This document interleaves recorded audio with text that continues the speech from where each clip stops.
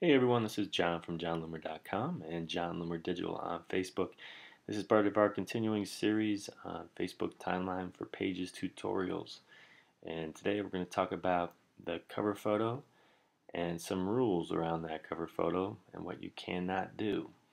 So I've seen a few articles that talk about the 4 things you cannot do. It's really more than that. If you only want to focus on the bullets, it's just 4 things, I guess. But there are other things you got to keep in mind, and it's in the Help Center.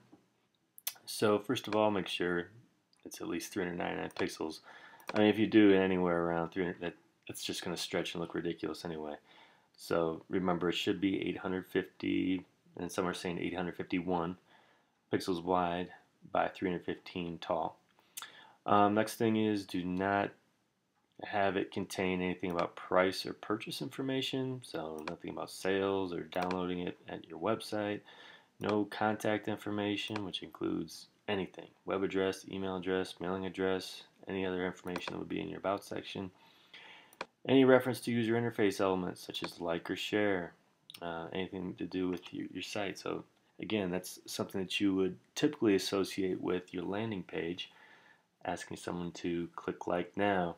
And if you're expecting to move that type of functionality from a landing page that no longer exists to your cover photo, you're not going to be happy. So no calls to action. So no click like, no get it now, no tell your friends, nothing like that. And beyond that, there are a couple of other things. Do not include any false, deceptive, or misleading information. Do not infringe on third parties' intellectual property. I'm sure Facebook is partly alluding there to use of their logo.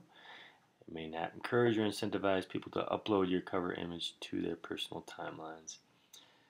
So, in the end, what they really don't want you to do is have it look something like this. I'm having a little fun with it. I have not published this, but the point is, it shouldn't look like an ad. The whole purpose of Timeline is to tell your story, not to sell stuff with this cover image. And this cover image is supposed to be creative and fun and reflective of your brand, and it just becomes spammy and lame when you start doing this. Obviously, this is a little over the top, but there are a few things, by themselves, people don't quite understand, what the big deal is. If you just had to click like below or whatever. But I think the main issue here is the more items like this you start adding, the more it looks like an ad. And Facebook is not making money for said ad. They want you to use Facebook advertising. So Facebook needs the revenue, and this is one way to help make sure they get that revenue, is by prohibiting people from basically creating free ads. So that's it. For more information on this and for more tutorials like this one, go to johnloomer.com or like my page on Facebook at John Loomer Digital. Thanks.